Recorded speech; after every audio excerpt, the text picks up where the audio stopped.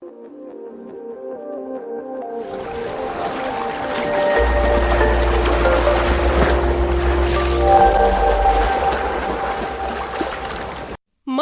نيوز برنامج أسبوعي يتناول أهم أنباء المحافظات المصرية وأحدث الأخبار العالمية، ويناقش أقوى وأجرأ القضايا والمشكلات الاجتماعية من خلال تقارير الإعلامية منال رمزي. مصر نيوز يقدم أهم التحليلات والملفات الساخنة. للإعلامي الدكتور موافي عبد الله.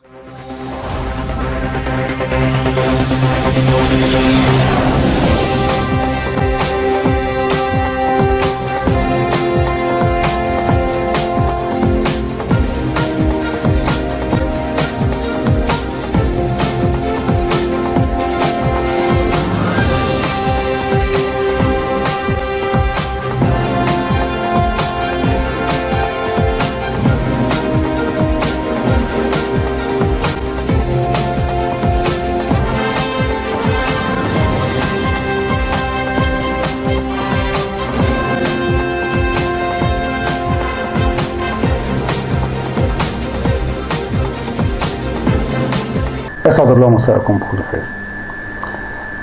أعزائي المشاهدين، في كل حلقة كنت بتكلم وأقول الحياة قاتمة، الظروف الاقتصادية صعبة، الناس بتئن من المشاكل وارتفاع الأسعار، وكنت بقولها في ثنايا الكلام مش واضحة مباشرة، لكن كان تحليلي ورؤاية في الكلام الوضع ده.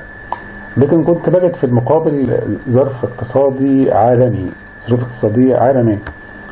بجد برضو ويجد معايا العالم كله هذه الرؤية، ان الظروف الاقتصادية وغلاء الاسعار ده مشكلة عالمية.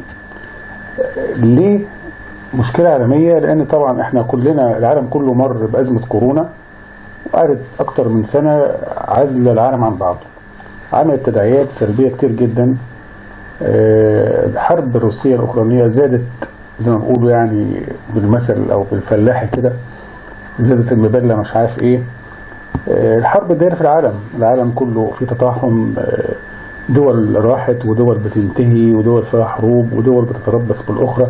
كل الامور دي هي اللي جعلت الظروف الاقتصاديه صعبه جدا وادت لارتفاع الاسعار. طبعا ده في العالم، في دول بتنهض وتشتغل ودول مش قادره تواجه ودول وقعت. النهارده العالم كله في شرم الشيخ في مصر، العالم كله. مصر الحمد لله قدرت تأمن 30,000 شخص في شرم الشيخ، شملوا 197 دولة، رئيس دول، رؤساء وملوك ورؤساء وزراء ومتخصصين لبحث قضية المناخ التي نتجت عن تداعيات السلبية للمناخ.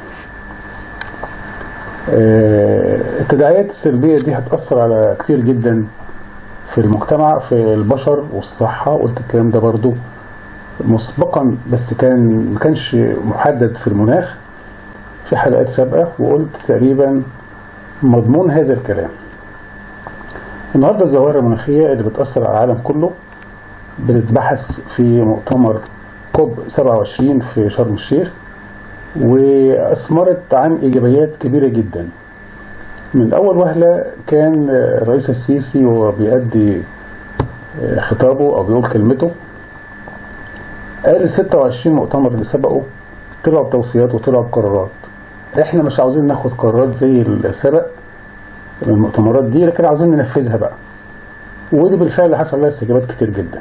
قبل ما نخش في تفاصيل الحلقة وعرض بعض النقاط اللي بتأكد كلامنا، أن المؤتمر من أول 3 أيام أثمر عن إيجابيات ومكاسب مهولة جدا. من أول 3 أيام ما شاء الله، يعني مكاسب كبيرة جدا جدا للدولة المصرية. أولا بالنسبة للعالم كان ركز على 3 نقاط الأساسية: كيفية التعامل مع الظواهر الطبيعية الناتجة عن تغيرات المناخ، والتكيف مع هذه الظواهر الطبيعية اللي هي ناتجة عن المناخ وآثاره، التزام الدول الصناعية الكبرى بسداد 100 مليار دولار للمناطق الأكثر ضررا في العالم. وده كان الرئيس قاله وأشار ليه وحصل ليه استجابة، ورئيس بايدن أشار لده، والرئيس الفرنسي برضو. معظم الرؤساء أشاروا لتأكيد هذا الكلام، والدول ورؤساء العرب والمتخصصين أشاروا لهذا الكلام.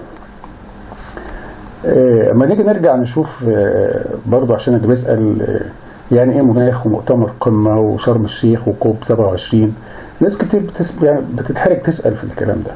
ده مؤتمر أو قمة كانت في اتفاقية في باريس قيمت للمناخ مخصصة، وكانت أول اتفاقية عالمية عام 2015. دي بدأت لمواجهة الاحتباس الحراري كظاهرة مناخ عالمية. للمزيد من التفاصيل هنشوف الفيديو اللي معانا ده، ونقدر ندي لمحة سريعة عن ظاهرة المناخ وأثرها على العالم كله.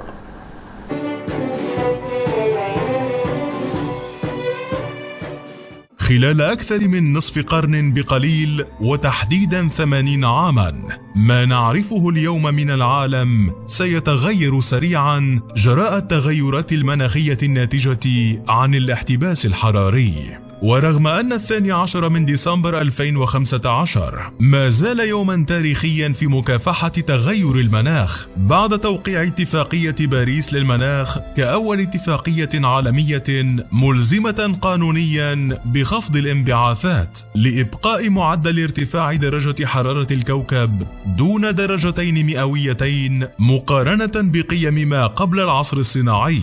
إلا أن تخلي دول عدة عن التزاماتها مثل الولايات المتحدة واستمرار النشاطات اليومية المؤذية للإنسان جعلت الاحتباس الحراري يستمر بالتلويح بقتل الأرض، مدفوعا بغازات تعد السلاح القاتل له، على رأسها ثاني أكسيد الكربون كأكثر الغازات المسببة للاحتباس الحراري، كونه مسؤولا عن أكثر من 65% من الاحترار الناجم عن الغازات الدفيئة. لكنه ليس الوحيد، فهناك أيضا الميثان وأكسيد النيتروز. وبالوقت الذي تركز الجهود الدولية على غاز ثاني أكسيد الكربون بفرض ضرائب على الكربون واتخاذ إجراءات للحد من استخدام الوقود الأحفوري، تتراكم غازات أخرى في الغلاف الجوي لتزيد الاحترار العالمي في غفلة من الإنسان. ووفق منظمة تعقب نشاط الكربون الدولية دراسة بحثية لجامعة بيرن، فإن غاز الميثان المسمى غاز الضحك لا يدعو للضحك أبدا، بل ربما للبكاء، فهو صاحب التأثير الأكبر على المناخ بعد ثاني أكسيد الكربون، وينتج عن تحلل المواد العضوية في البيئات الخالية من الأكسجين. كما يتسبب ذوبان الجليد السرمدي بإطلاق كميات كبيرة من الميثان، ويتكون الميثان بنسبة 40% تقريبا عن طريق العمليات الطبيعية، فيما نسبة 60% المتبقية مصدرها بشري وترتبط بالأنشطة الزراعية، خاصة تربية الماشية ومعالجة النفايات وصناعة الفحم والنفط. حتى أن دراسات الصندوق العالمي للطبيعة توصلت إلى أن تجشؤ الأبقار وإنتاج الأعلاف يسهم في الاحتباس الحراري. أما غاز أكسيد النيتروز، ويطلق عليه أيضا غاز الضحك كما الميثان، ينتج أساسا بفعل الزراعة المكثفة، التسميد، إضافة لاحتراق الوقود الأحفوري وبعض العمليات الصناعية. ورغم أن تركيزات الميثان وأكسيد النيتروز أقل من ثاني أكسيد الكربون، إلا أن أثرهما في الاحترار العالمي أعظم بكثير، إذ إن طاقة التسخين لغاز الضحك أعلى 265 مرة من غاز ثاني أكسيد الكربون. كما أن تركيزات غازي الضحك في الغلاف الجوي في تزايد مستمر، حيث ارتفع معدل تركيزهما بنسبة 26% للميثان و23% للنيتروز، قياسا بحقبة ما قبل الثورة الصناعية. الدول تغرق. درجات الحرارة المتزايدة كل يوم جراء الاحتباس الحراري تسرع وتيرة ذوبان الجليد بالقطب الشمالي والقارة القطبية الجنوبية، وبالتالي ارتفاع منسوب البحار والمحيطات إلى الدرجة التي ستغرق معها دولا بأكملها، فيما تزداد درجات الحرارة العالمية ببقية البقاع ويتغير المناخ إلى الأبد. موقع وورلد أطلس لم يستطع أن يكون متفائلا عندما أكد أن مياه الجليد ستتدفق داخل البحار والمحيطات متسببة في ارتفاع منسوب مياه البحر، ما يهدد أمن وسلامة 52 دولة ويودي بحياة ملايين البشر. كما أن ملايين العائلات ستجبر على إخلاء منازلها والهجرة من دول ستغرق في المحيط، بينها بلدان هي الأكثر تهديدا بالاختفاء عن وجه الأرض مثل بنغلاديش الواقعة جنوب شرق آسيا، وعدد سكانها حوالي 163 مليون نسمة، وجزر المالديف الواقعة غربي الهند وتتألف من 1100 جزيرة، نظرا لكونها أدنى الجزر في العالم على ارتفاع 4.2 متر عن مستوى سطح البحر، وما ينذر حقا بالكارثة التآكل الكبير في الشواطئ مؤخرا.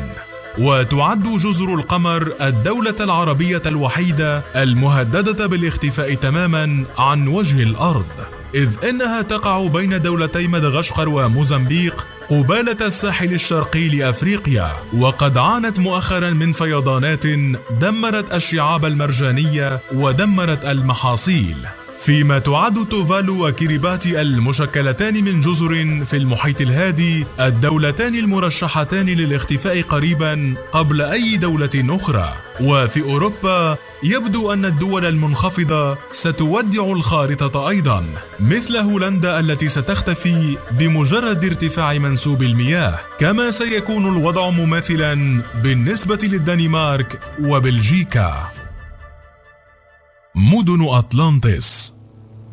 تقرير نشره موقع البنك الدولي بعنوان ماذا يحدث في حال ذوبان ثلوج القطبين لم يكن أكثر تفاؤلا من بقية الأوراق البحثية الأخرى، عندما أحيا أسطورة حضارة أطلانتس المدفونة تحت مياه المحيط بالحديث عن مدن كثيرة مهددة بالغرق أو الاختفاء تماما عن الخارطة، بينها مدينتا نيويورك وبوسطن الأمريكيتان، حيث ستغمر المياه المدينتين ليصبح من المستحيل العيش فيهما، فيما ستختفي ولاية فلوريدا تماما ويغرق الساحل الأمريكي تحت المياه.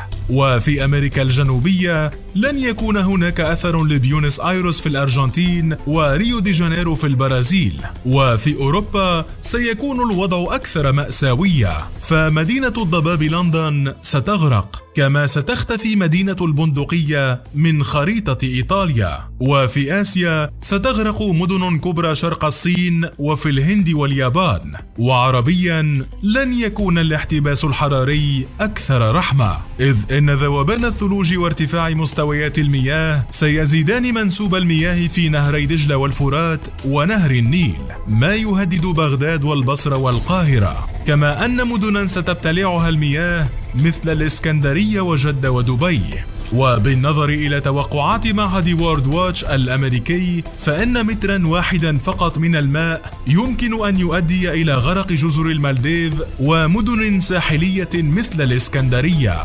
وبحسب المعهد فإن ارتفاع مستوى سطح البحر يهدد 33 مدينة حول العالم، بينما أكثر من 150 مليون شخص معظمهم في آسيا يعيشون على ارتفاع متر واحد فوق مستوى سطح البحر، ما يعني حدوث مجزرة حال ارتفاع مستوى مياه البحار إلى 2 أو 10 أمتار.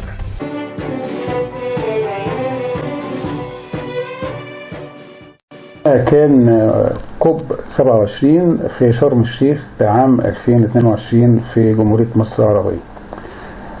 المؤتمر ده سبق له مؤتمرات تحضيرية من بعض المؤسسات والمتخصصين، واحنا كان لنا شرف المشاركة بمؤتمر تحضيري كان عنوانه مصير البشرية يتحدد من شرم الشيخ. هذا المؤتمر هنعرضه طبعا في هذه الحلقة على حلقتين. الحلقة الأولى هنشوف منها جزء كبير، والتانية إن شاء الله هنشوف يعقبها التكريم والتوصيات اللي شاركنا بها في المؤتمر العام في شرم الشيخ. احنا مش هقول تاني، انا قلت كل مرة بقول العالم داخل في الأسوأ والظروف الاقتصادية والحروب وما شابه ذلك، لأن البعض بيقول بنبعث رسالة تشاؤم، فاحنا مش عاوزين برضو نقول تفاؤل مش موجود، لكن عاوزين نقول ان المبرر في كلامي ان عاوز اقول لبعض المتابعين او المشاهدين او بعض الناس ان اللي بيشعروا بيه ويحسوا بيه من غلاء وظروف صعبة واقتصادية ويعني ظروف اجتماعية صعبة جدا ومتدنية في كتير جدا من الدول وفي مصر.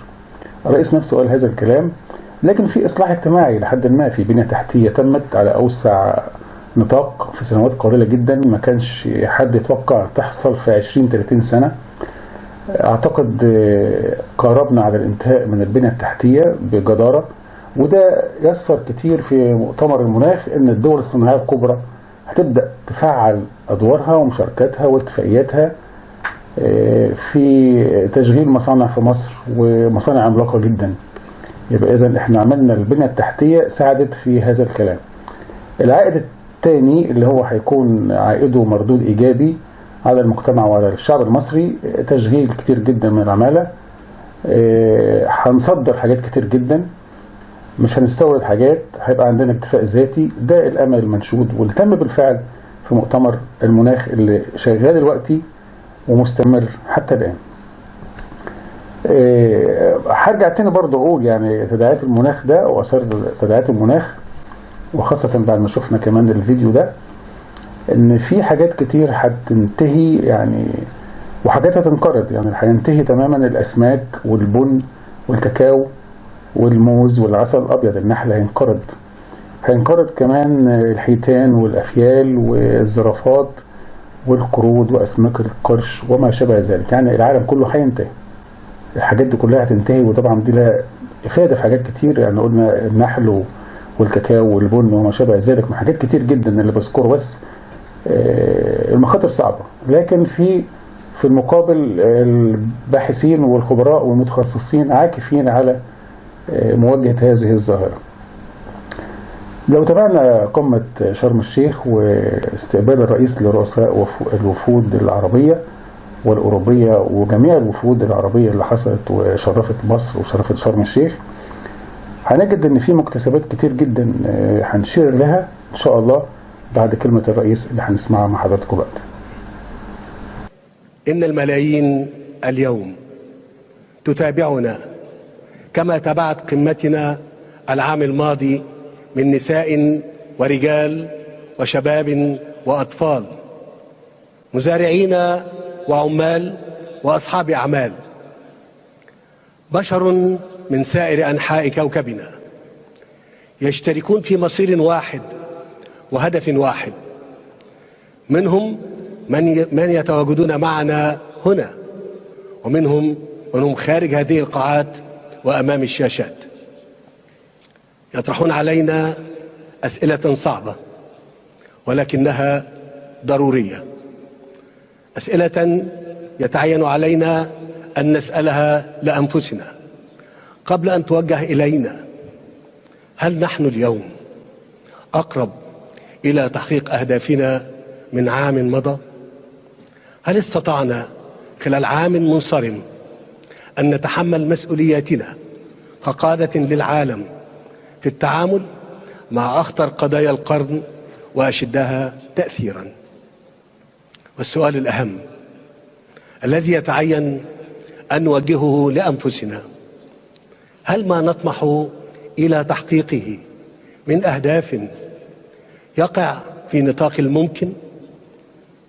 بلا شك إنه ليس مستحيلا، ولكن إذا توافرت الإرادة الحقيقية والنية الصادقة لتعزيز العمل المناخي المشترك، وترجمت ما يصدر عن اجتماعاتنا من نتائج إلى واقع ملموس.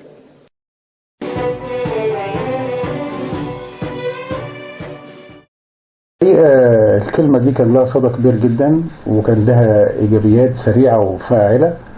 يعني ممكن اللي عنده محاولة في التحليل، يعني مش عايز اقول زي يعني بشعر ان كان في تنسيق مسبق وكان في توقعات عند القيادة السياسية بما سيحدث، والنتيجة فعلا جت بالإيجابيات. يعني كل كلمة قالها الرئيس حصل لها استجابة، أو معظم الكلمات اللي قالها الرئيس حصل فيها استجابات كتير جدا، وحصل فيها رضا دولي من دول العالم.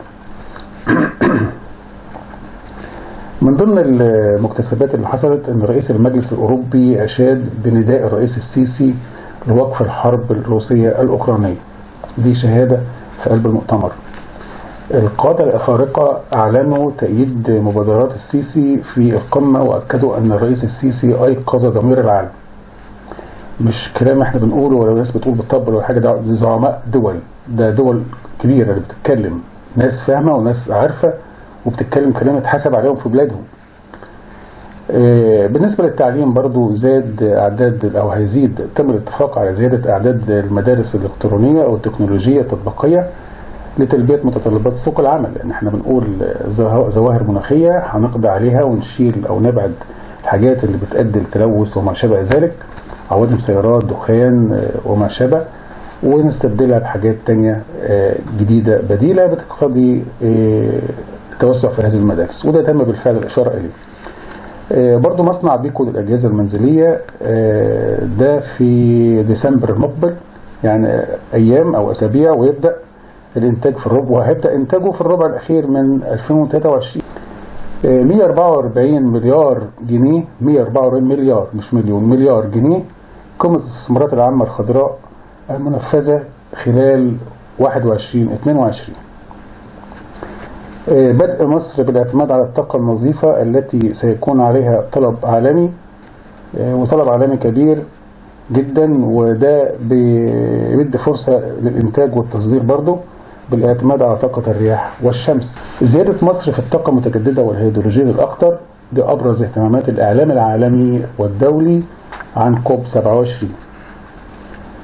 إشادة دولية بكلمة الرئيس السيسي حول مبادرة تنسيق عمل المناخ في الشرق الأوسط وشرق المتوسط. تطوير محطة توليد كهرباء مع دولة الإمارات العربية. توقيع قانون بإنشاء صندوق تمويل صناعة السيارات صديقة البيئة. إنشاء مجلس أعلى للتغيرات المناخية. عاوز أقول برضو إن ده كان مدعاة لرؤساء ورؤساء وزراء بعض الدول طلبوا من الرئاسة المصرية 10 دقائق يقعدوا مع الرئيس السيسي في لقاء خاص. الناتج المحلي السنوي هيتضاعف من 10 إلى 18 مليار دولار، وده هيبدأ من 2025. هيبدأ مشروع الهيدروجين الأخضر في العين السخنة في جمهورية مصر العربية. أعزائي المشاهدين، ده كان أبرز المكتسبات اللي نتجت عن مؤتمر المناخ المنعقد حاليا في شرم الشيخ بجمهورية مصر العربية. كان في زي ما قلت لحضراتكم مؤتمرات تحضيرية، واحنا كان لنا شرف هذه المشاركة في إحدى المؤتمرات التحضيرية، وخرجنا بعدة توصيات وتم توصيلها للمؤتمر العام. واعتقد توصيات ان شاء الله هنذاع في الحلقة الجاية، مش هنلحق المرة دي. هنجد او المتابع هيجد ان هي بالفعل تم مناقشة بعض منها في المؤتمر العام، ويكفينا شرف المحاولة، وبالفعل تم مناقشة بعض التوصيات اللي تمت في هذا المؤتمر التحضيري اللي هو مصير البشرية يتحدد من شرم. نتابع فعاليات هذا المؤتمر التحضيري ولقاءات خاصة مع زميلة منال رمزي.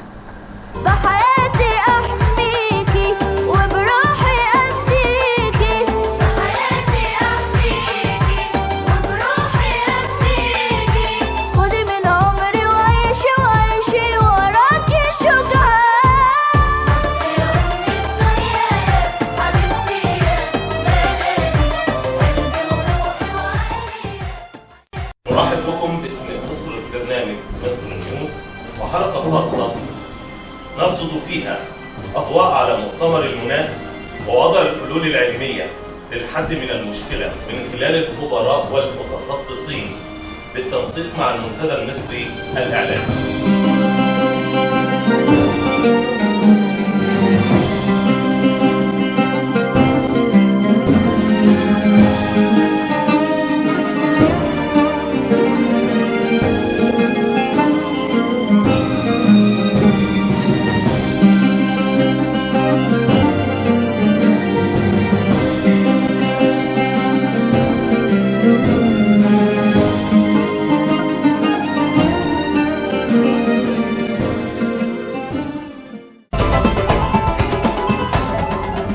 مصر نيوز معك أينما كنت.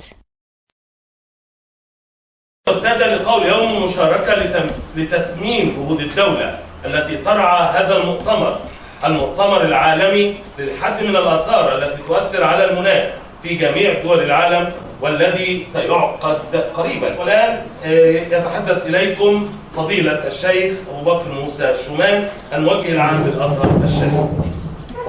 الحمد لله رب العالمين، والصلاة والسلام على خاتم الأنبياء وسيد المرسلين سيدنا محمد صلى الله عليه وسلم وعلى آله وأصحابه والتابعين، ثم أما بعد. الإسراف هو مجاوزة الحد. يعني إيه مجاوزة الحد؟ الله سبحانه وتعالى جعلنا أمة وسطا في كل شيء، في كل شيء. في عباداتنا أمة وسط، في مأكلنا أمة وسط، في مشربنا أمة وسط. إذا نزلنا عن هذا الحد نكون قد قترنا، يعني نسمي بعضنا كده بالبخل، وهذا أيضا لا يرضاه الشرع ولا الدين. وإذا تجاوزنا الحد فأسرفنا. أسرفنا في ماذا؟ أسرفنا في المأكل، أسرفنا في المشرب، أسرفنا في الملبس، أسرفنا في كل شيء، فإن ذلك يبوء بغضب الله عز وجل. والدليل عندنا في القرآن الكريم، الله سبحانه وتعالى قال: كلوا واشربوا ولا تسرفوا إنه لا يحب المسرفين. هناخد من الآية كلمة لا يحب بس، لا يحب نفي. طيب أنا طالما عندي نفي يبقى الإثبات بتاعه إيه؟ القرب. إذن الإسراف الله سبحانه وتعالى يكره المسرف. الإنسان منا يبحث عن الدنيا فيسرف لينجو فيهلك. الإنسان منا يبحث عن الدنيا فيسرف من أجل ماذا؟ من أجل أن يعلو فينخفض. هذا هو الإسراف. إذا أسرفت في الماء على سبيل المثال، نأخذ مثلا الماء أو الطعام أو أي شيء. الماء ورد فيه عن رسول الله صلى الله عليه وسلم أنه قال: لا تسرف في الماء حتى وإن كنت على نهر جار. لو أنت واقف على بحر بيجري، ليه؟ لأن البحر أنت مالكش دعوة بيه، هو بتاعك، ولكن عود نفسك أنت على الاعتدال. لا تعود نفسك على السرف ولا على الإسراف، وأنت مسؤول عمن هم حولك. إن كنت أنت تعلم وغيرك لا يعلم فأنت مسؤول عنهم، والله سبحانه وتعالى سائلنا جميعا يوم القيامة. طبعا القضية المهمة أنا بتكلم عن مصر ويهمنا في الموضوع. طبعا الناس الدول العظمى جاية مصر بتاع المؤتمر علشان حاطين، وأنا سمعت من سيادة الرئيس ومن آخرين إن الدول دي هتدي معونات للدول الفقيرة أو الدول النامية، علشان هم مش سبب في المشكلة قد ما الدول المتقدمة هي سبب المشكلة، فبتقولنا علشان نتجاوز المشاكل اللي عندنا. سؤال برضو متوقع يقول لك: هو ايه اللي حصل عندك من مشاكل علشان نقدر، لان الفكر بتاعهم غير فكرنا. هو مش جاي يرمي لك شويه فلوس ومع السلامه، ده هو جاي عايز يعرف انت تاخد الفلوس دي تعمل بها ايه بالظبط، وهل انت عندك المشكله دي واصله لغايه فين، علشان يقدر يحدد لك ايه الدعم اللي ممكن يديه لك. هل توجد احصائيات دقيقه عن مساحه الاراضي؟ طبعا قضيه التصحر عندنا قضيه كبيره قوي، ومصر وكل الناس الزملاء اللي في قطاع الزراعه في مركز البحوث الزراعيه وفي مركز بحوث الصحراء، الناس دول كلهم عارفين، وفي الجامعات كلها قضيه التصحر. لكن هل توجد احصائيات دقيقه عن مساحه الاراضي المزرعه التي تصحرت لاسباب مختلفه؟ يعني احنا عندنا اراضي الناس بتروح تزرعها وبعد كده بتهجرها وبتمشي. هل الاسباب دي، هل تم حصر اسباب التصحر علشان نبقى نقدر نتكلم مع ناس اللي هم الداعمين لنا نقول لهم عندنا تصحر وبيحصل كده؟ هل تم حصر اسباب التصحر اذا كان جفاف ابار او ملوحه مياه الابار او امتداد الكثبان الرمليه او تغطيه الارض الزراعيه؟ هل هجره المزارعين وترك الارض لاسباب اقتصاديه وصحيه وانسانيه او لصعوبه تسويق المنتج او تعرض المزارع للخسائر او اضرار تصيب المحاصيل نتيجه الحراره المرتفعه او المنخفضه في المناطق دي؟ الكثير عن اسباب التصحر والعوامل اللي بتؤدي اليه مطلوب مننا ان احنا كنا نثيرها وكانت تبقى واضحه تماما لو احنا بنتكلم في مؤتمر المناخ، لان دي اهم قضيه ممكن نتكلم عليها، بحيث ان مصر النهارده محتاجه 3 أضعاف المساحه المزرعه. الكلمه الاخيره ليها انا طبعا ما اتدخلش فيما يتعلق بالصناعه او الطيران او الجيش او خلافه في التغيرات المناخيه بتاع الزراعه، بس وافهم حاجه. افهم حته تاريخيه صغيره كده. لما مصر كان عدد سكانها 20 مليون سنه 52 كانت المساحه المتاحه 5 مليون فدان، ما كانش فيه صناعه، ما كانش فيه تحويلات عاملين في الخارج، كانت قناه السويس تحت الاحتلال، ما كانش لنا اي موارد للشعب المصري 20 مليون سوى ال5 مليون فدان. طب لو انا فكرت ببساطه، طب يومها كان الكلام ده معناه ايه بالجنيه وبالدولار وبالذهب؟ معناه يومها ان الجنيه الذهب كان ب 98 قرش مصري. شفتوا قوه الاقتصاد؟ 5 مليون فدان على 20 مواطن ومخليين الجنيه الذهب اللي هو مش عارف ب 9000 وكام دلوقتي كان ب 98 قرش مصري. طب لو انا عايز امشي في نفس الاتجاه وافكر اقتصاديا صح، طب ما انا لما عدد سكاني يبقى 40 مليون يبقى انا كان لازم يبقى عندي 10 مليون فدان.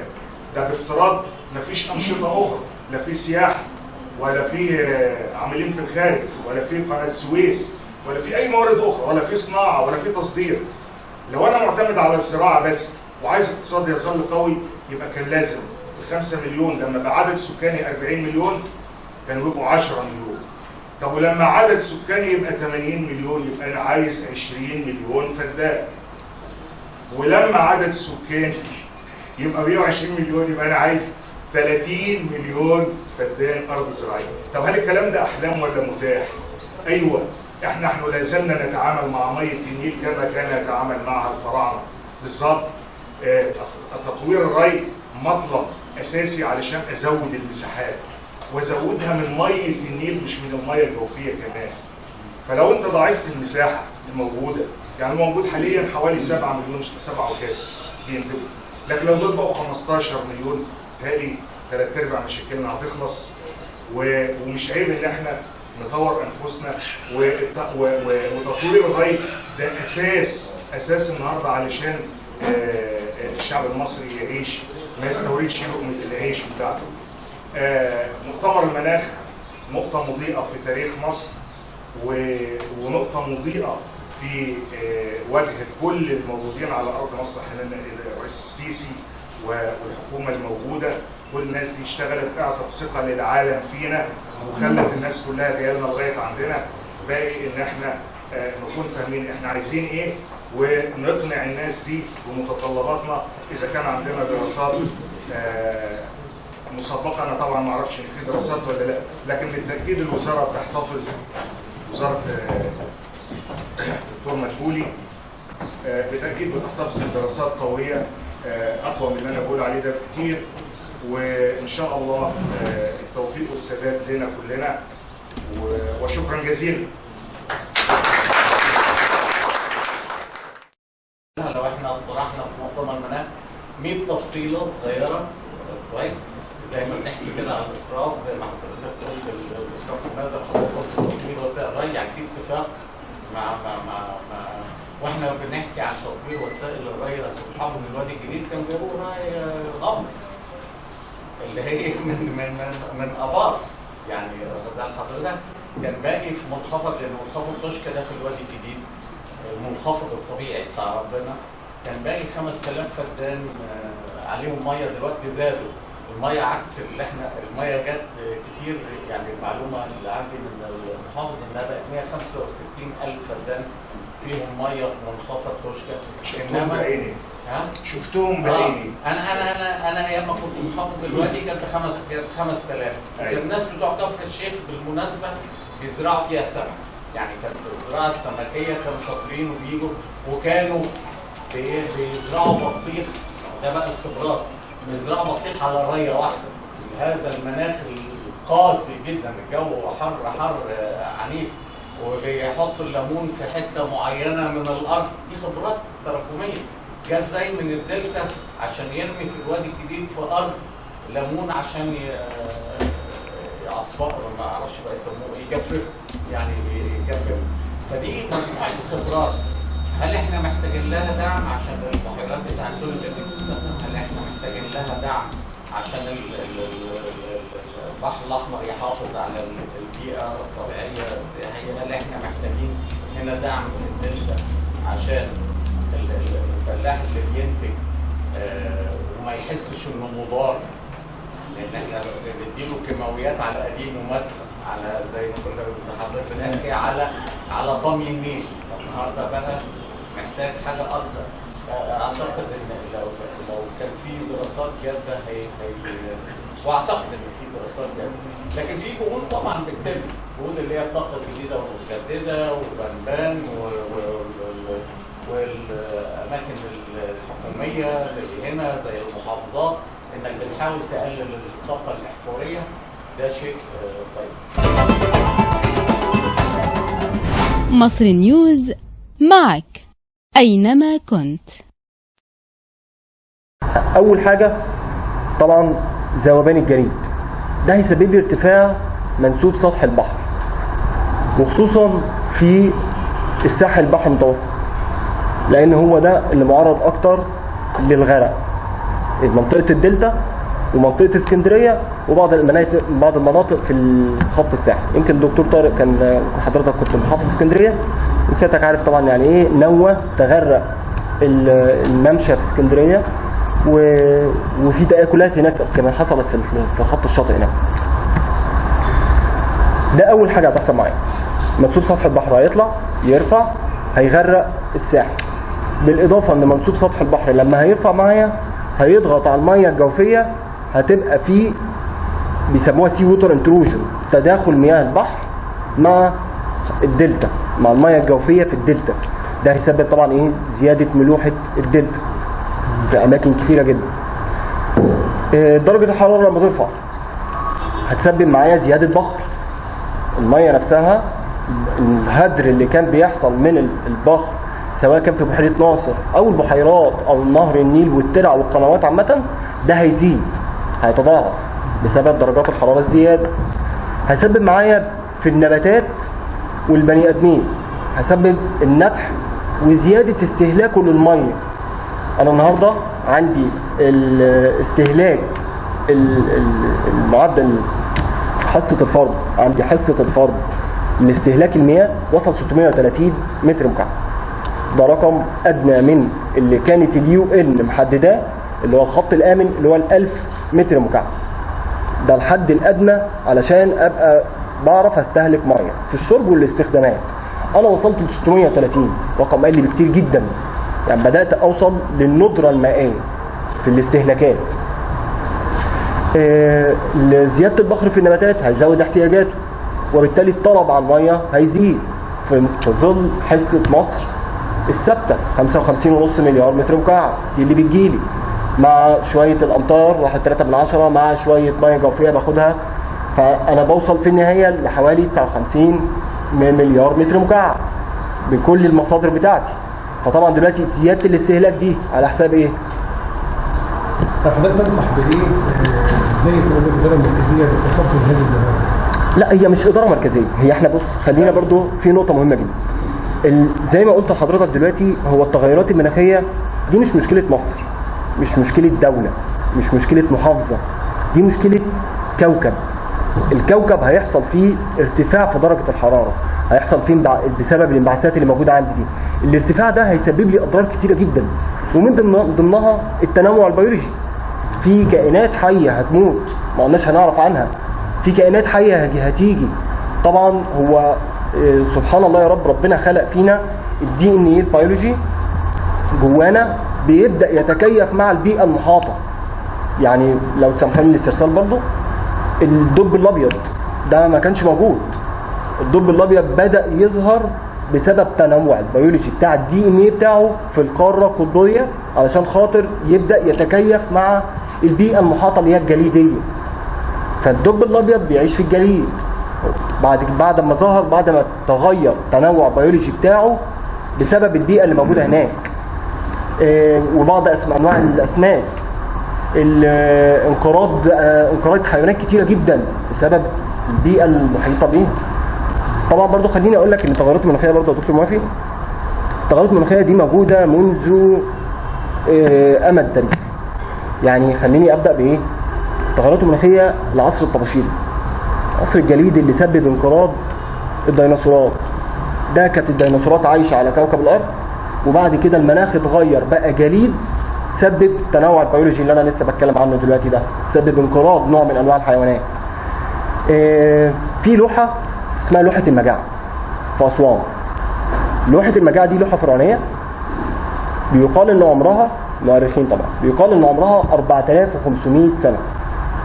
لوحه المجاعه دي بتوصف ان الملك نده العراف وقال له تعالى قول لي ايه اللي هيحصل. فالعراف قال له مصر هتقابل 7 سنين فيهم رخاء و7 سنين فيهم جفاف. طبعا بعد كده المؤرخين قالوا دي مالهاش علاقه بقصه سيدنا يوسف، لان عمرها على 4500 سنه، ما كانش لسه سيدنا يوسف نزل في الوقت ده. مصر في الوقت ده عاشت حاجه اسمها العصر المظلم. ليه؟ ما عملتش حاجه، استسلمت. في الوقت ده قلنا خلاص تغيرات مناخيه جايه، الجفاف فعلا شفنا الجفاف. رسموا في اللوحه دي الفراعنه هياكل عظميه، او هو رفيع لدرجه ان القفص الصدري بتاعه ظاهر. يمكن اللوحه دي تقدر حضرتك تبقى تعرضها ان شاء الله. التحديات اللي انا لسه شارحها دلوقتي دي، هو دي اللي احنا عايزينها. احنا عملنا حاجات كتيره جدا جدا جدا. عايزين الحاجات دي بقى.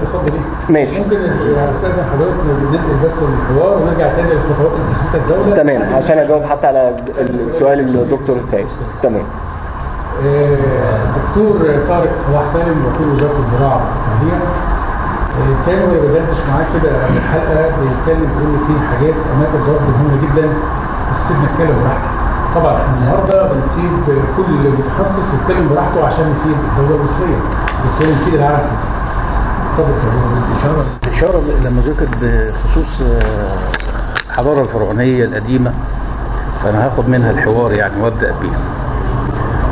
لو انت في الاقصر في البر الغربي في هابو تقريبا او الرميسيوم في المعبد، هتلاقي 12 عمود، كل عمود فيهم بيمثل شهر للسنه، وشهر للسنه متسجل عليه الزراعات، مواعيد الزراعه بتاع المحاصيل القوميه الاستراتيجيه في التوقيت ده، واللي تقريبا احنا ما زلنا بنزرعها، معظم محاصيل الحبوب بتاعتنا لغايه الان.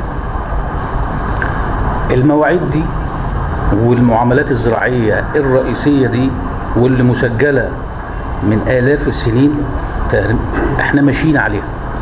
الفلاح المصري ماشي عليها وبيتوارث هذه التعليمات اللي خدها عن آبائه وعن أجداده عبر آلاف السنين، واللي مسجل عندنا على الأعمدة واللي موجود في الجدران.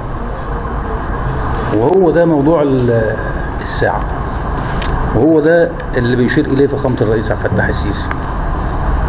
هو إيه اللي حصل؟ المعاملات دي بدأت تتغير من 20-30 سنة، العمليات دي بدأت تتغير من 20-30 سنة. هو احنا من آلاف السنين ماشيين على رتم واحد؟ امال ايه اللي حاصل؟ هو دي التغيرات المناخية اللي حصلت. التدخل السلبي او التدخل اللي مش محمود العواقب وما كانش متقدر عواقبه بتاع الإنسان خلال الفترات السابقة مش عارفين إيه اللي بيحصل. حصل نتج عن الثورة الصناعية اللي قامت في نهاية القرن اللي فات أو في منتصف القرن اللي فات. دول الصناعية الكبرى، انبعاثات حرارية أكتر، غازات أكاسيد الكربون، الميثان، حصل فيه تغيرات مناخية. أنا مش قادر أرصدها، أنا بتكلم كتنفيذي. حد يقول لي الحرارة علت، ما أنا عندي في عاصفة التنين في مارس 20 نزل عندي 800 مليون متر مكعب مية في 48 ساعة، عمل آثار سلبية كبيرة جدا. بعض الأماكن اللي كان الصرف فيها ضعيف اتأثرت تأثر بالغ الخطورة. جالنا طلبات كتيرة جدا في ديوان الوزارة، بدأنا نتحرك نعمل معاينات. جامعيات كاملة اتأثرت. ده برضو إجابة للدكتور كان سأل سؤال، احنا قدرنا؟ طبعا قدرنا. الكلام مسجل، مسجل عندنا في دواوين الوزارة، وعندنا الأماكن اللي تم اللي ألحق بها ضرر. كثافة مياه عالية نزلت، معدلات التصرف بتاعة الصرف ما كانش معمول حسابها في الوقت ده. وصلنا للفيلد كاباسيتي لوقت طويل، مفيش تنفس للجذور، نباتات بدأت تموت وبدأت تتشال، محاصيل اتأثرت. طبعا عملنا معاينات وبدأنا نبعت الناس دي لوزارة التضامن الاجتماعي. وزارة التضامن الاجتماعي صرفت مبالغ كبيرة في الوقت ده كتعويضات. تمام؟ طيب، هو النظام اللي معمول اللي موجود في الأعمدة اللي احنا ماشيين عليه، اللي مسجل على الأعمدة اللي ماشيين عليه على مر آلاف السنين، اللي اتغير مش بإيدينا احنا، هو اتغير في قضية غير عادلة بالمرة فعلا عن طريق الدول الغنية اللي هي عندها صناعات، عندها مصانع، عندها انبعاثات حرارية، واللي أدير بيها الدول الفقيرة بالطبع، أو الدول اللي هي مش متدخلة أيا كانت فقيرة أو غنية، هي مش متدخلة بحكم أن الصناعات بتاعتها قليلة يعني. فالمساهمات بتاعتها في تغيير الوضع المناخي العام بالنسبة للكون مش بالدرجة اللي ساهمت فيها هذه الدول. وبالتالي أنا بالنسبة لي كتنفيذي أنا برصد الوضع اللي قدامي بالظبط. فأنا لما أقول إن أنا عندي محاصيل اتأثرت مثلا في مارس 20، وعندي محاصيل اتأثرت في 19 و18 برضو نتيجة متغيرات تانية خالص. يعني هو أنا ما أقدرش، أنا بالنسبة لي ما للعلم للعلم، أنا كتنفيذي برصد ظواهر.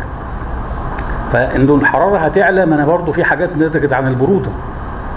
يعني في عندي مشاكل لمحاصيل نتيجة البرودة، في عندي محاصيل انتاجيتها قلت لأنه في 19 مثلا الشتاء كان قصير وكان في فترات دفء، وفي بعض الفواكه مثلا متساقطة الأوراق ما خدتش درجات البرودة الكافية بتاعتها. تمام، ونزل الانتاج بتاعها. تمام، هو كأنه في خلل بيئي حاصل. الخلل البيئي ده هو محتاج رصد ومحتاج دراسة. أنا كتنفيذي راصد الكلام ده من خلال الوقائع اللي قدامي في مصر. التفاصيل بتاعته دي حاجات بحثية، يعني عايزة شغل على مستوى البحث العلمي كتير في خلال الفترات القادمة طبعا. واحنا عندنا اساتذتنا في الجامعة واساتذتنا في البحوث يقدروا يشتغلوا على الحاجات دي. أستاذ الدكتور سيد الجميلي، أثر المناخ على المنتجات الزراعية وبالتالي الصحة وتداعيات البيئة. لازم يلزموا حاجتين اتنين معاه. يبقى انا لو طورت الري اول فايده هاخدها ان انا هبقى مصدر ومش هستهلك الاسمده دي بالكامل. دي اول حاجه. يعني حكايه ان احنا بنشتكي دلوقتي من ان الري بالغمر الاسمده ما بتكفيش، ايوه انا متاكد وصادق في اللي انا بقوله، لكن لو انا حولت الري بطريقه ثانيه انا هوفر اسمده وابقى مصدر للدنيا كلها اسمده. دي رقم واحد. نمره اتنين، ان في مفاهيم خاطئه يقول لك ان الري بالتنقيط او بالرش في الأراضي الطينية دي هيخليها تتحول إلى الملوحة، وبالتالي مش هتيجي في يوم من الأيام تملح خالص وما عادش هيبقى ينفع تتزرع. هذا الكلام ممكن يكون صحيح في حالة واحدة فقط، إذا ما كنا احنا غمضنا عينينا كأساتذة جامعات ورجال بحوث عن حاجة مهمة بتحصل في العالم أجمع اسمها البرنامج السمادي لكل محصول. يعني أنا ما بديش للمحصول بتاع، مش بعمل ري بتنقيته بس واحط أسمدة بالهبولي، لا، كل نبات ليه حصة سمادية محددة ما بتتجاوزش 25 دايرة قطرها 25 سم حوالين جذر أي نبات من النباتات اللي بتزرع على المسافات البعيدة. هذه الدايرة هو هنا الغذاء فيها بس، ومطلوب بعد نهاية الموسم ان ناخد منها عينة تطلع بلين ما فيهاش حاجة خالص، ما فيش فيها أي تراكم لأي عناصر. ده اللي العالم أجمع بيعمله. ما يخص الأسمدة تحديدا تمام، حصل تطور غير عادي على مستوى الرقمنة بتاعت الدولة نفسها تمام. النهارده كل مزارع معاه الكارت بتاعه تمام، بيروح في أي وقت في مخزن السماد بيصرف الحصة بتاعته، ولو عنده حصة من الموسم اللي فات بتتعلى على رصيده، ولو خد كمية أزيد من مقرره في الموسم اللي فات بتتخصم من رصيده تمام. في وضع آلي بيسمح له بأن هو بيحافظ على الكمية المقررة له سماديا للمساحة بتاعته اللي موجودة في حيازته تمام. مفهوم هذا الكلام نعم. بس بعد إذن حضرتك كل دي حداثة كل دي حداثة وتطور في القطاع الزراعي وفي المجال الزراعي ما لم يكن موجودا من زمان. النقطة الأخيرة اللي أنا بصيت فيها كلام وزارة الري. ايوه طبعا. أنا وشايف أنا الكمية كلها برضه جزء وعين جزء. بالظبط، وده مشكلة في نقطتين هتكلم فيهم ويمكن كان ليا مع وكيل الوزارة بتاعكم كلام في الموضوع ده. النقطة اللي هي ان وزارة الري بتبطن الترع وبتوصل حتى المراوي، انا شفت في اسكندرية حتى المروى الحقلي اللي بيوصل لغاية الفلاح، لغاية الفلاح يقطع المطلق كده مبطناه، وده كلام 10/10 عشان منع التسرب والكلام ده تمام. بس هو برضه هذا لم يمنع التبخر. يعني احنا عالجنا جزء التسرب الجوفي لكن ما عالجناش البخر. مش معقول نغطيه. ايوه بس صبرك عليا. نمرة اتنين لما الميه توصل عند المطلق كده واستخدم الميه بطريقه الفلاح القديم، ما بتدخل بتروي لي غامر، يبقى انا برضه معلش طريقه الري بالغامر دي برضه ما هي فيها خسائر لا حدود لها، استهلاك ميه بالزياده، استهلاك اسمده بالزياده، تعطيل نمو النبات. خد بالك معدلات النمو في النباتات اللي بتتزرع بري متطور تكون معدلاتها احسن، انتاجيتها احسن، توفر في الاسمده، بتوفر في الميه، توفر في تسرب الاسمده للمياه الجوفيه، بتعمل حاجات حلوه كتير قوي. ده ايه الكلام بتاع الري؟ ان انت توصل لي الميه المطلق ولا زلت بشتغل بالري بالغمر، ده كلام ماهوش صح في الزمن اللي احنا فيه وفي المشاكل اللي احنا فيها. انا عايز وزاره الري تفكر، يعني انا عايز افكر الميه اللي وصلت لك عند المطلق دي تستخدمها ازاي؟ ما تستخدمهاش ليه غمر ابدا، وتستخدمها من خلال برنامج غذائي عشان ما تبوظليش التربه وما تزرعش اللي انت عايزه علشان طيب هننقل بس مساله الزراعه برضو ونشوف سياده الوزير الاول. لا هنشوف بالنسبه للزراعه لا وزع افراد الري كله رفع الري. دكتور سيد مصر نيوز معك أينما كنت. طارق صلاح سالم، وكيل وزارة الزراعة بالدقهلية. أهلا بحضرتك. أهلا وسهلا يا فندم، أهلا بيكم. التأثيرات المناخية على الأراضي الزراعية وتأثيرها عليها وعلى المنتجات الزراعية أيضا. فيما يخص طبعا التأثيرات المناخية على المنتجات الزراعية، بالطبع في تأثيرات على مواعيد الزراعة، بالطبع في تأثيرات على المحاصيل الزراعية. احنا قلنا ان احنا لو احنا في معبد الهابو في البر الغربي بالأقصر هنجد انه مسجل على الأعمدة تواريخ الزراعة للمحاصيل الرئيسية في مصر اللي المزارعين المصريين بيتوارثوها عبر أجيال عديدة على مر التاريخ من آلاف السنين. النهاردة بعد حدوث تغيرات مناخية حصل فيه متغيرات كتيرة جدا، حصل فيه متغيرات في مواعيد الزراعة، حصل فيه متغيرات في المنتجات الزراعية، حصل فيه تأثيرات على بعض المحاصيل الزراعية في السنوات السابقة 2018 و19 رصدنا تغيرات. دايما في الفترات الأخيرة بدأت وزارة الزراعة تتحرك في هذا المجال، توجد أماكن رصد، توجد محطات رصد، من خلال مركز بحوث المناخ التابع لمركز البحوث الزراعية، ومن خلال محطات الأرصاد تنبؤات بالظروف الجوية. ندي تعليمات مسبقة، صحيح مش مسبقة بفترات طويلة لكن مسبقة إلى حد ما. نبدأ ناخد التدابير اللازمة، سواء ريات إضافية، سواء تدابير لموجات سقوط أمطار، سواء بالنسبة ل رياح كثيفة في بعض المناطق الحديثة الاستصلاح، ويبقى في تنبؤ بالنسبة للأسيجة والناس تبقى متواجدة لو في طرق بتتقفل أو في مجاري مائية أو من خلال مراوي أو مصارف بتتقفل بسرعة تم تطهيرها بحيث أنها ما توجدش مشاكل بالنسبة للزراعات القائمة. إذن هناك في تأثير مناطق عن مناطق أخرى بالتغيرات المناخية؟ ده بالتأكيد طبعا، في مناطق اتأثرت أكتر. المحاصيل الصيفية في السنوات السابقة ما كانش لها تأثير كتير زي ما حصل في المحاصيل الشتوية. في المحاصيل الشتوية في بعض المحاصيل مثلا في 18 موجات الحرارة العالية اللي أثرت على القمح في مراحل النضج الأخيرة قللت الإنتاج. برضو بعض المحاصيل الصيفية لو الحرارة بتزيد بتأثر برضو عليها في مراحل النضج. لكن احنا ما رصدناش في الموسم ده حاجات كتير، لأنه في تأثيرات على معدلات الإصابة ببعض الآفات الجديدة، انتشار لبعض الآفات. بنتواكب مع الحدث باستمرار. بيحصل تحرك من الإدارات الخارجية بالنسبة لمديرية الزراعة، والإدارات المركزية في وزارة الزراعة على طول بتدي تعليمات بنوصلها على طول. بيبدأ التعامل مع بعض الإصابات في صورة سريعة بحيث إن احنا ما نلحقش ضرر بالغ بالمحاصيل القائمة. شكرا جدا.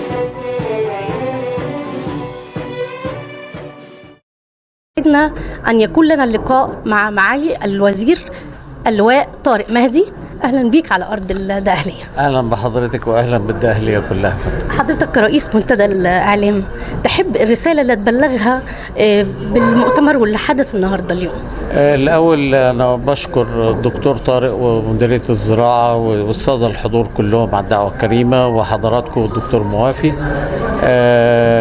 ده نموذج للإعلام، بمعنى أن مثل هذه الحلقات النقاشية والمنتديات بنحاول نعمم المعلومة أو ننشرها، ما تبقاش معلومة نخبوية موجودة داخل الحجرات المغلقة. لما حضرتك بتعلنيها على الإعلام وبتبسطي المعلومات، أنت بتدوري على مشروعات تنموية تقلل الانبعاثات، يحصل فيها استثمار فالناس تقدر تعيش، فيحصل تنمية مستدامة من خلال بقى مراكز البحوث الزراعية، من خلال تقنين استخدام المية، من خلال مواجهة التصحر، من خلال تقليل ارتفاع درجة الحرارة. كل الأشياء دي اهتمام للموجودين، بالإضافة لأن الكوب 27 يمثل قيمة إقليمية ودولية لمصر بحكم تأثيرها عبر التاريخ في الزراعة وفي الحضارة بشكل عام، وتأثيرها الإقليمي الحالي في ظل قيادة الرئيس عبد الفتاح السيسي في المشهد العام. إن أنا أستطيع أن أنا أضخ في الدول الأفريقية اللي بتنتج 3% من الانبعاثات 100 مليار طبقا للمؤتمرات السابقة، هيبقى هدف كويس إن احنا يبقى عندنا مشروعات تنموية في الاتجاهات المختلفة وتوجهات تقلل هذه الانبعاثات أو تسيطر عليها بحيث إن احنا ما نوصلش ل1.5 درجة مئوية. هيبقى شيء طيب. أنا بحيي القائمين على الندوة النهاردة، وساعدت قدوة ندوة سرية، وإن شاء الله نطلع لها بتوصيات طيبة نبعتها للمسؤولين، وبتمثل نموذج. لأن الأهم إن كوب 27 يوصل للشارع المصري قبل ما يكون موضوع نخبوي داخل القاعة المغلقة.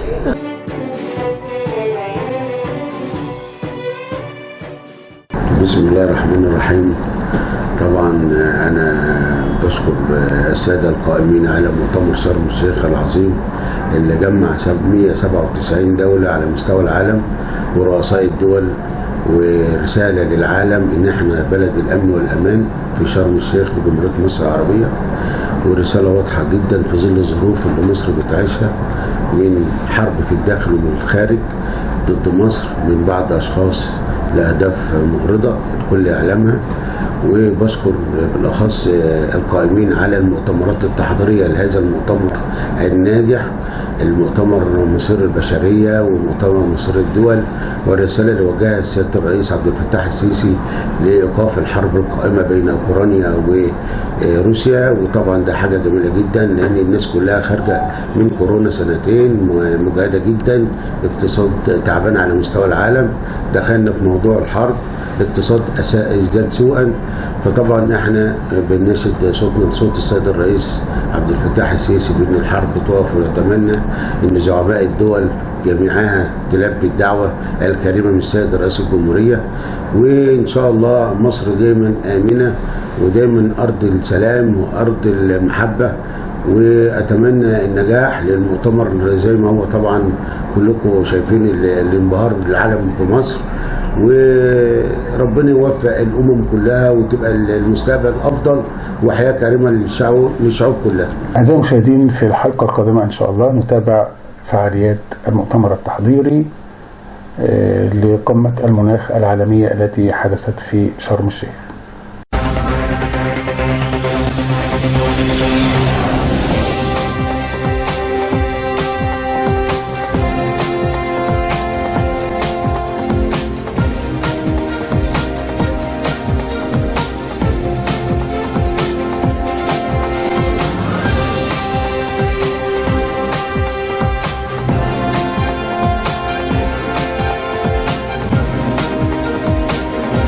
الوكيل الإعلامي الرسمي شركة ميديا فيجن.